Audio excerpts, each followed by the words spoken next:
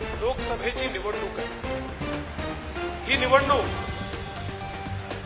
ग्रामपंचायतची, जिल्हा परिषदेची, महानगरपालिकेची किंवा विधानसभेची देखील निवडणूक नाही। देशाचा नेता निवडण्याची निवडणूक आहे। देशाच्या लोकसभेची निवडणूक आहे।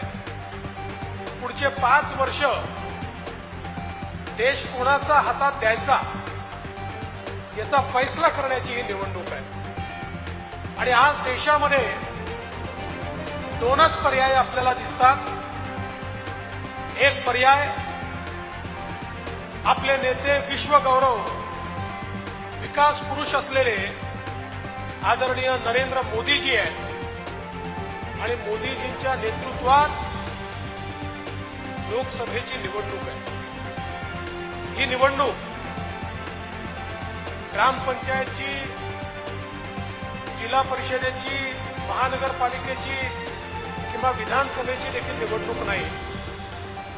देशाचा नेता निवडण्याची निवडणूक आहे। देशाच्या लोकसभेची निवडणूक आहे। पुढचे 5 वर्ष देश कोणाचा हातात द्यायचा याचा फैसला करण्याची ही निवडणूक आहे।